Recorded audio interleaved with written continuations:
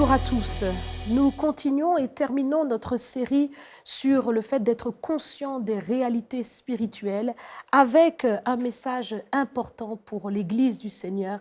Il s'agit de réaliser le retour de Jésus-Christ. Avant que nous puissions avancer dans ce sujet, j'aimerais vraiment que nous puissions nous rappeler que puisque nous avons décidé de combattre spirituellement, de nous tenir vraiment devant le Seigneur, positionnés dans son camp, eh bien nous voulons véritablement que le royaume avance. Nous avons réalisé que le combat spirituel est très important. Nous devons comprendre pourquoi et pour qui nous le faisons. Notre détermination, la raison de notre combat, c'est le Seigneur Jésus lui-même. Il est la raison de notre combat parce que le Seigneur nous a donné sa vie. Il est mort à la croix pour nous. Et maintenant, nous aussi, nous nous levons à sa suite pour être les soldats de Christ, pour véritablement faire que son armée puisse se manifester ici-bas sur la terre, que le ciel et tous ses anges puissent agir au travers de nous. Je me rappellerai toujours de cette parole que j'ai entendue. C'était un cinéaste qui avait fait un rêve. Il avait rêvé qu'il y avait des anges dans une ville à Berlin, un ange qui se baladait et qui n'avait pas de travail, il n'avait rien à faire. Les anges étaient comme, dans son rêve, comme inutiles.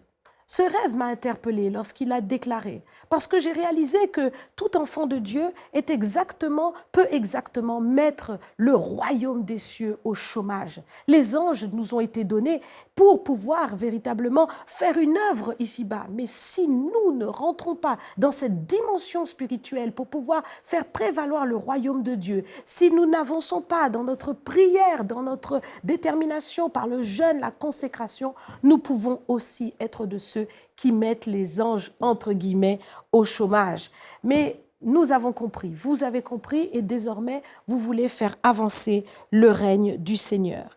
Alors, comprendre comment nous allons le faire avancer, c'est exactement faire ce que le Seigneur nous demande dans sa parole. Les apôtres nous ont dit dater le temps, de racheter le temps et dater le temps pour que l'avènement du Seigneur puisse venir. Mais le Seigneur ne viendra pas tout de suite parce qu'il veut faire un travail. Il aurait pu venir tout de suite, mais ce n'est pas son plan. Son plan, c'est que tous parviennent à la connaissance de la vérité et soient sauvés. Le Seigneur veut vraiment que beaucoup soient sauvés et il use de patience avant de revenir. Mais pour pouvoir comprendre comment va se passer le retour du Seigneur, nous devons d'abord nous pencher sur l'aspect du contexte. Qu'est-ce qui va se passer à la période du retour du Seigneur? Regardez avec moi donc ce passage qui se trouve dans Matthieu au chapitre 24. C'est Jésus qui parle lui-même de son retour. Jésus leur répondit, « Prenez garde que personne ne vous séduise, car plusieurs viendront sous mon nom, disant, c'est moi qui suis le Christ, et ils séduiront beaucoup de gens. Vous entendrez parler de guerre et de bruit de guerre. Gardez-vous d'être troublés, car il faut que ces choses arrivent, mais ce ne sera pas encore la fin. Une nation s'élèvera contre une nation et un royaume contre un royaume, et il y aura en divers lieux des famines et des tremblements de terre. Tout cela ne sera que le commencement des douleurs. Alors on vous livrera au tourment et l'on vous fera mourir et vous serez haïs de toutes les nations à cause de mon nom. Alors aussi plusieurs succomberont et ils se trahiront. Ils se haïront les uns les autres. Plusieurs faux prophètes s'élèveront et ils séduiront beaucoup de gens. Et parce que l'iniquité sera accrue, la charité du plus grand nombre se refroidira. Mais celui qui persévérera jusqu'à la fin sera sauvé. La parole de Dieu est très claire. Le Seigneur nous montre ici que ce sont dans des temps troublés que son retour va se produire. Et il y a des signes avant-coureurs qui précèdent la venue du Fils de Dieu. Lorsque nous regardons tout autour de nous, nous voyons que ces signes sont déjà en marche. L'actualité est là pour nous montrer les tremblements de terre, de ci, de là, des guerres, des bruits de guerre. Nous voyons qu'une nation se dresse contre une autre et la paix est très fragile dans le monde. Nous voyons que la haine monte. Nous voyons des choses que nous ne pouvions pas voir il y a 50, 100 années en arrière. Des choses se produisent. Aujourd'hui, nous sommes en pleine actualité et le terrorisme est monté d'un cran au point que le sentiment d'insécurité peut être vraiment suscité de toutes parts et dans tous les pays. Beaucoup de gens se demandent quel sera le prochain qui sera manifesté sur la scène publique. Les hommes se haïssent de plus en plus. Et sur le plan spirituel, il y a vraiment un foisonnement de toutes sortes de doctrines. Il y a toutes sortes de faux Christ et de faux prophètes qui se lèvent pour égarer beaucoup. Nous sommes dans ces temps-là. Cette parole est déjà en route. Mais le Seigneur nous le dit ici, ça ne sera pas encore la fin. Donc, le retour du Seigneur arrive. Ce sont les signes avant-coureurs et cela va se produire en 2 temps. Premièrement, posons-nous la question de savoir quand, parce que tout le monde veut savoir, mais quand est-ce que le Seigneur va venir? Matthieu 24, verset 36, le Seigneur lui-même le dit, « Pour ce qui est du jour et de l'heure, personne ne le sait, ni les anges des cieux, ni le Fils, mais le Père seul. » Donc, premièrement, nous devons vraiment faire très attention. Si quelqu'un vous dit, oui, le Seigneur va revenir tel jour, si quelqu'un vous dit, le Seigneur va revenir telle année, si quelqu'un vous dit, le Seigneur viendra dans telle période, sachez que c'est du mensonge. Parce que le Seigneur Jésus lui-même ne sait pas quel est le jour de son retour. Cela, c'est un secret qui a été caché dans le Père afin que, justement, ce temps puisse arriver au moment où, pour le monde, cela surprendra. Pour le monde, je le dis bien, nous le verrons tout à l'heure. Comment ce retour va se faire? Regardez avec moi la parole du Seigneur. Nous allons tout de suite vers cette parole qui nous dit ceci. Dans Thessaloniciens. 1 Thessaloniciens chapitre 4, voici en effet, il nous est dit, voici en effet ce que nous déclarons d'après la parole du Seigneur, nous les vivants.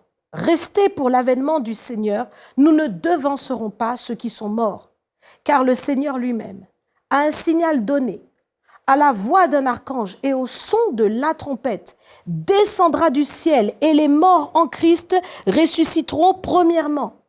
Ensuite, nous les vivants qui serons restés, nous serons tous ensemble enlevés avec eux sur des nuées à la rencontre du Seigneur dans les airs et ainsi nous serons toujours avec le Seigneur. Consolez-vous donc les uns les autres par ces paroles. Voici donc ce que le Seigneur nous apprend de son retour. Son retour va se faire au temps qui a été marqué. Et dans ce retour, il nous est clairement précisé que le Seigneur va enlever son Église. Il y a un enlèvement qui va se produire. Premièrement, ceux qui sont morts en Christ vont être ressuscités avec le Seigneur et ils vont rejoindre le Seigneur dans les airs. Et l'Église qui appartient au Seigneur, tous ceux qui marchent avec Jésus seront enlevés. L'enlèvement, c'est quelque chose que parfois certains croyants voient dans leurs songes. Je me souviens que une jeune femme, une jeune fille, m'avait parlé de ce songe qu'elle avait fait. Elle avait rêvé de l'enlèvement de l'Église. Et elle m'a dit, c'est curieux, j'ai vu l'enlèvement. Et lorsqu'il y a eu cet enlèvement, il y avait eu des accidents partout, mais les gens n'étaient pas morts. Et l'Église était partie. Et moi, je me suis retrouvée là et j'étais en train de dire, mais c'est ce qui est écrit dans la parole de Dieu. C'est ce qui est écrit dans la parole de Dieu. Alors je l'ai interpellé, je lui ai dit, oui, écoute, ton songe veut vraiment parler de l'enlèvement de l'Église. Le Seigneur veut te préparer par rapport à ces choses, car nous ne savons pas ni le jour ni l'heure. Mais regarde, il y a quelque chose d'important qui doit t'interpeller. Comment se fait-il que tu étais encore là pour dire aux autres, voici ce qui est écrit, c'était ça, c'était ça. C'est exactement ce qui s'est passé. Tu étais encore sur la terre, tu n'étais pas parti avec tous ceux qui sont partis. Le Seigneur veut interpeller les croyants. Il veut interpeller ses fidèles afin qu'ils soient prêts pour ce jour, car nous ne savons pas ni le jour ni l'heure. Nous ne le savons pas et les signes avant-coureurs sont déjà là. Nous devons être prêts pour l'avènement du Seigneur. D'ailleurs, la parole de Dieu est très claire là-dessus. L'épouse et l'esprit sont d'accord et ils disent « Viens Seigneur Jésus, viens ». C'est ce que Apocalypse nous dit. L'épouse veut l'avènement du Seigneur. Est-ce que toi, tu es positionné comme cela? Est-ce qu'au fond de toi, tu désires l'avènement du Seigneur ou est-ce que dans ton cœur, tu dis « Oui Seigneur, bon viens, mais pas maintenant. Hein » C'est important de désirer l'avènement du Seigneur et de soupirer après cela. Celui qui soupire après l'avènement du Seigneur se prépare par rapport à ces choses. Il est prêt à ce que le Seigneur puisse l'enlever. Qu'est-ce que ça veut dire? Il nous a dit dans le passage que nous avons lu dans 1 Thessaloniciens qu'en un clin d'œil, nous serons changés. en un clin d'œil. Qu'est-ce que cela signifie? Cela veut dire que notre corps sera transformé en un instant en un corps incorruptible et nous pourrons véritablement partir dans les airs à la rencontre du Seigneur. Pour un tel miracle, pour que cette chose puisse se produire, il faut un élément essentiel dans la vie du croyant, c'est la puissance du Saint-Esprit. C'est le Saint-Esprit qui enlèvera l'Église. Nous avons parlé du mystère de l'iniquité qui agit. Et il faut que celui qui agit puisse être enlevé pour que l'iniquité puisse continuer. Donc, tant qu'il est sur la terre, le Saint-Esprit, il est garant de l'Église, il est avec l'Église, mais il est celui aussi qui produira cet enlèvement. Et si nous n'avons pas l'Esprit dans nos vies, si nous manquons de la puissance du Saint-Esprit, nous aurons du mal, nous ne pourrons pas partir dans la gloire de Dieu. C'est pourquoi il y a de ceux qui seront enlevés et d'autres qui resteront. Regardez avec moi ce passage. Donc, dans la parole de Dieu, lisons-le ensemble. Apocalypse au chapitre 3 et au verset 3 nous dit « Rappelle-toi donc comment tu as reçu et entendu, et garde et repens-toi. Si tu ne veilles pas, je viendrai comme un voleur, et tu ne sauras pas à quelle heure je viendrai sur toi. » Dans ce passage, nous voyons que le Seigneur parle à son Église. Il parle aux croyants. Il dit bien aux croyants qu'il revient, mais il faut qu'il se prépare et qu'il se repente, qu'il garde ce qu'il a reçu pour être prêt afin de ne pas être surpris le jour de la venue du Seigneur. Sinon, le Seigneur viendra comme un voleur. Un voleur, lorsqu'il vient, il ne vous dit pas à quelle heure il arrive. Ça signifie aussi que le Seigneur veut nous avertir par son esprit. Il veut nous interpeller par des songes, par des visions, pour que nous soyons prêts pour le jour de l'enlèvement. Et lorsque nous nous préparons à ces choses, nous avons une assurance. Le Seigneur nous dit, le jour de l'enlèvement, de deux personnes qui moudront ensemble, l'un sera pris, l'autre laissé. De deux personnes qui seront dans le champ, l'un sera pris, l'autre sera laissé. De deux personnes qui dorment, l'un sera pris, l'autre sera laissé. Pourquoi? Pourquoi est-ce que tous les croyants risquent de ne pas partir? Parce que certains ne se seront pas préparés. Il faut être prêt. Être prêt, ça veut dire être rempli du Saint-Esprit. Être prêt, c'est véritablement avoir le Saint-Esprit en réserve. Regardez cette parabole qui nous est donnée des 10 vierges dans Matthieu chapitre 25. 10 étaient sages, 10 étaient folles. Celles qui étaient folles n'avaient pas pris d'huile. Elles n'ont pas pu aller à la rencontre de l'époux. C'est exactement l'image de l'enlèvement. Parmi les croyants, elles étaient toutes vierges. Donc le problème n'était pas leur foi dans le Seigneur qui leur accorde le pardon et la sanctification. Non. Le problème n'était pas sur leur virginité, mais le problème était sur le fait d'avoir le Saint-Esprit. Bien souvent, vous considérez le fait d'avoir le Saint-Esprit comme une option. Mais en réalité, ce n'est pas une option. Le Saint-Esprit doit remplir vos vies. Le Saint-Esprit doit véritablement remplir et imbiber vos vies. Vous devez en avoir une réserve, si je puis dire, parce qu'au jour de l'avènement, ce n'est pas que par l'Esprit, ce n'est que par l'Esprit que vous allez monter. Si vous voulez être assuré de ces choses, alors le Saint-Esprit doit être établi dans votre vie. Et c'est véritablement pour vous un choix de se consacrer et de veiller entièrement à être rempli du Saint-Esprit. Il vaut mieux être pris, n'est-ce pas, que de rester. Parce que ceux qui vont rester vont vivre une période difficile. Il nous est dit que quand l'enlèvement de l'Église va se faire, déjà les temps de tribulation auront commencé. Et lorsque l'Église sera enlevée, cette tribulation va devenir de plus en plus difficile. Mais quant à ceux qui seront restés, qui n'auront pas été enlevés, parce qu'ils n'auront pas assez d'esprit, ils devront véritablement leur salut à leur positionnement de foi, sans le Saint-Esprit en eux, sans le Saint-Esprit sur la terre. C'est terrible. C'est terrible, surtout lorsque l'on est persécuté. Parce que ce sera un temps de persécution pour les chrétiens. Et nous voyons combien ces choses ont déjà commencé, les persécutions ont déjà commencé pour certains chrétiens. Et il faut véritablement être rempli du Saint-Esprit pour ne pas renier le Seigneur. Et donc, comprenez que lorsque vous devez vous positionner pour ne pas renier le Seigneur sans que le Saint-Esprit ne soit là sur la terre, ce sera vraiment très, très difficile. Ils seront sauvés comme au travers du feu.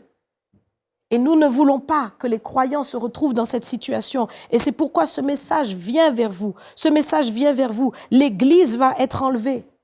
La parole de Dieu nous l'annonce. Et quand l'Église sera enlevée, la terre sera livrée à la méchanceté et à l'impie. Et l'Antichrist paraîtra. Il paraîtra. Regardez avec moi donc toujours dans Apocalypse au chapitre 1, du verset 1 au verset 7. Révélation de Jésus-Christ que Dieu lui a donnée pour montrer à ses serviteurs les choses qui doivent arriver bientôt et qu'il a fait connaître par l'envoi de son ange à son serviteur Jean, lequel a attesté la parole de Dieu et le témoignage de Jésus-Christ, tout ce qu'il a vu. Heureux celui qui lit et ceux qui entendent les paroles de la prophétie et qui gardent les choses qui y sont écrites, car le temps est proche. Jean aux 7 églises qui sont en Asie, que la grâce et la paix vous soient données de la part de celui qui est, qui était et qui vient, de la part des 7 esprits qui sont devant son trône, de la part de Jésus-Christ, le témoin fidèle, le premier-né des morts et le prince des rois de la terre, à celui qui nous aime et qui nous a délivrés par son sang et qui a fait de nous un royaume et des sacrificateurs pour Dieu son Père, à lui soit la gloire et la puissance au siècle des siècles. Amen. Voici, il vient sur les nuées, il vient avec les nuées et tout œil le verra, même ceux qui l'ont percé et toutes les tribus de la terre se lamenteront à cause de lui. Oui, amen. Le Seigneur va revenir avec puissance. Il vient sur les nuées. La gloire de Dieu sera manifestée et sur toute la terre, quel que soit le lieu où une personne se trouvera, il le verra. Il est temps de réaliser que ce sera un temps particulier où il y aura une rencontre entre le monde invisible et le monde visible. Tout œil verra le Seigneur. Regardez encore avec moi ce passage qui va nous aider à comprendre tout ce qui va se faire. Nous voulons pleinement être au fait. Nous ne voulons pas ignorer au sujet de l'avènement du Seigneur. Pour ce qui concerne l'avènement de notre Seigneur Jésus-Christ et notre réunion avec lui, nous vous prions, frères, de ne pas vous laisser facilement ébranler dans votre bon sens et de ne pas vous laisser troubler, soit par quelque inspiration, soit par quelque parole ou par quelque lettre qu'on dirait venir de nous comme si le jour du Seigneur était déjà là. Que personne ne vous séduise d'aucune manière, car il faut que l'apostasie soit arrivée auparavant, et qu'on ait vu paraître l'homme du péché, le fils de la perdition, l'adversaire qui s'élève au-dessus de tout ce qu'on appelle Dieu et de ce qu'on adore, jusqu'à s'asseoir dans le temple de Dieu, se proclamant lui-même Dieu. Ne vous souvenez-vous pas que je vous disais ces choses lorsque j'étais encore chez vous? Et maintenant vous savez ce qui le retient, afin qu'il ne paraisse qu'en son temps, car le mystère de l'iniquité agit déjà. Il faut seulement que celui qui le retient encore ait disparu.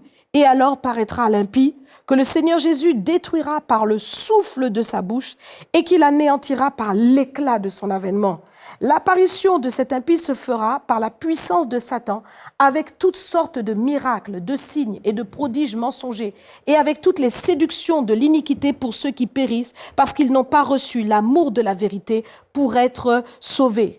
Aussi, Dieu leur envoie une puissance d'égarement pour qu'ils croient aux mensonges, afin que tous ceux qui n'ont pas cru à la vérité, mais qui ont pris plaisir à l'injustice, soient condamnés.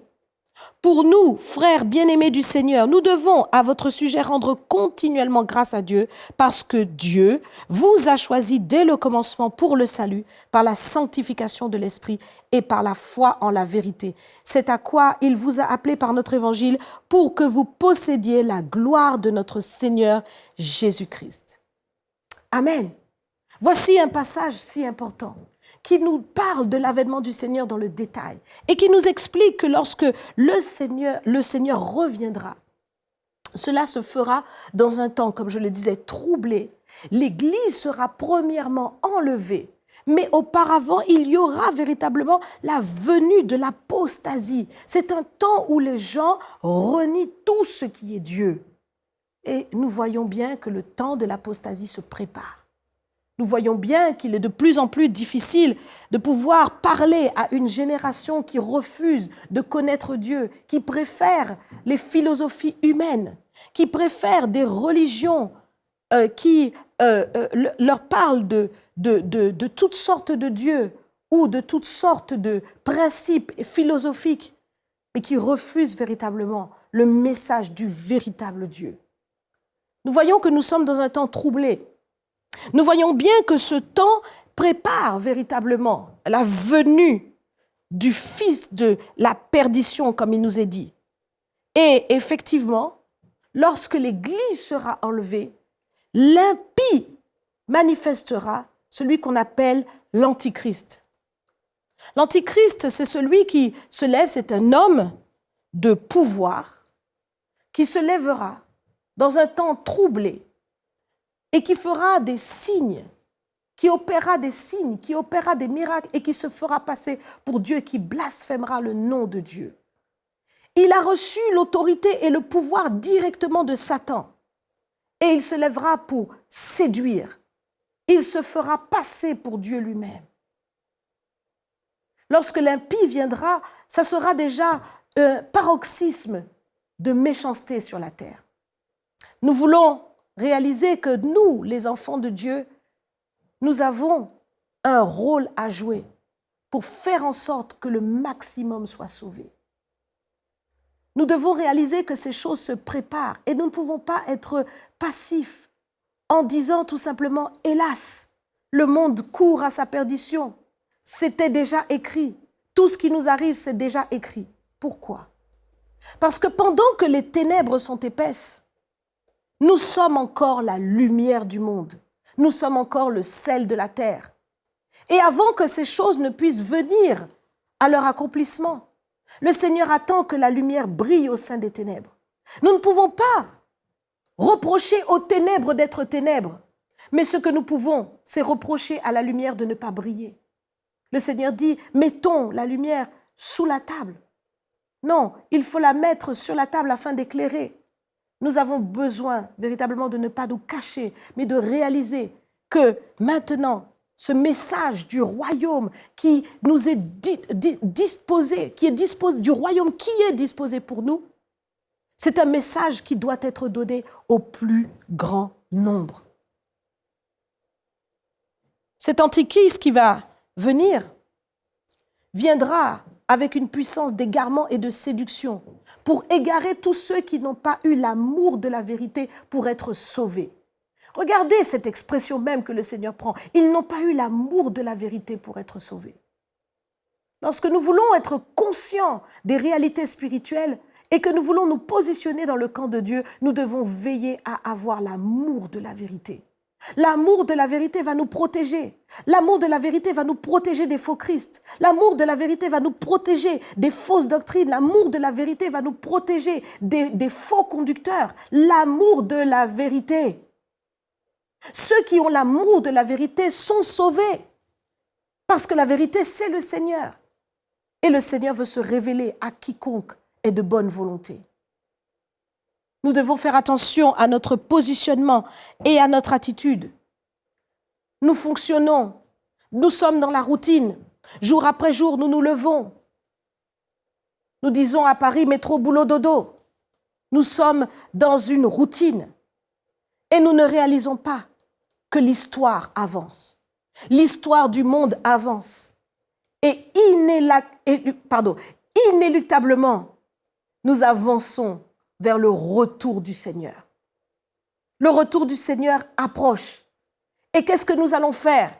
Est-ce que nous serons prêts pour ce retour? Est-ce que nous serons prêts le jour où le Seigneur viendra? Le Seigneur vient chercher des disciples. Il vient chercher des personnes qui sont prêtes, des personnes qui ont réalisé que le retour du Seigneur n'est pas si loin que cela. Comme je le disais tout à l'heure, nous voyons déjà des signes. Et si le Seigneur commence à interpeller certains par des songes, par des visions, c'est que nous ne savons ni le jour ni l'heure. Et nous avons besoin de nous positionner en tant qu'Église afin que ce retour, nous ne puissions pas le rater. Prenez avec moi un passage qui se trouve dans 2 Pierre au chapitre 3 du verset 1 au verset 14. Voici déjà, bien-aimés, la seconde lettre que je vous écris. Dans l'une et dans l'autre, je cherche à éveiller par des avertissements votre saine intelligence, afin que vous vous souveniez des choses annoncées d'avance par les saints prophètes et du commandement du Seigneur et Sauveur, enseigné par vos apôtres, sachant avant tout que, dans les derniers jours, il viendra des moqueurs, avec leur raillerie, marchant selon leur propre convoitise et disant « Où est la promesse de son avènement ?» Car depuis que les pères sont morts, tout demeure comme dès le commencement de la création.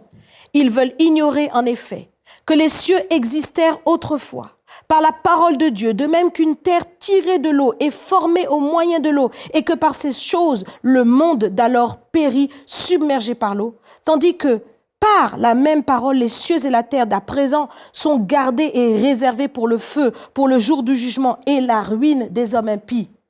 Mais il est une chose, bien-aimée, que vous ne devez pas ignorer, c'est que devant le Seigneur, un jour est comme 1000 ans, et 1000 ans sont comme un jour. Le Seigneur ne tarde pas dans l'accomplissement de la promesse, comme quelques-uns le croient, mais il use de patience envers vous, ne voulant pas qu'aucun périsse, mais voulant que tous arrivent à la repentance. Le jour du Seigneur viendra comme un voleur. En ce jour, les cieux passeront avec fracas, les éléments embrasés se dissoudront. La terre, avec les œuvres qu'elle renferme, sera consumée. Puisque donc toutes ces choses doivent se dissoudre et qu'elles ne doivent pas être là, qu'elles ne doivent pas être la sainteté de votre conduite et votre piété, tandis que vous attendez et hâtez l'avènement du jour de Dieu, à cause duquel les cieux enflammés se dissoudront et les éléments embrasés se fondront. Mais nous attendons, selon sa promesse, de nouveaux cieux et une nouvelle terre, où la justice habitera. C'est pourquoi, bien-aimés, en attendant ces choses, appliquez-vous à être trouvés par lui sans tache et irrépréhensibles dans la paix. Voilà ce que Dieu veut pour son Église.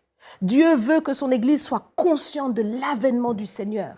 Et Dieu veut que son Église, sachant que le Seigneur revient et que nous sommes bien plus avancés qu'à l'époque où l'apôtre Pierre écrivait ces paroles, que nous puissions véritablement nous préparer à ces choses et continuer de travailler dans une dimension qui honore le Seigneur.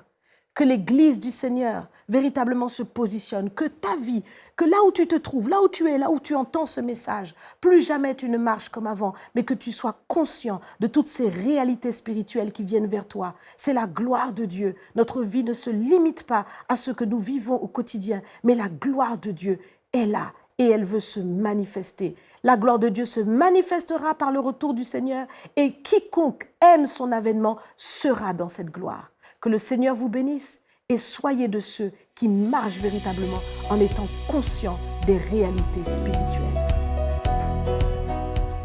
Cette émission est rendue possible grâce au précieux soutien des partenaires d'Enseigne-moi Canal International. Retrouvez tous nos programmes sur enseigne-moi.com.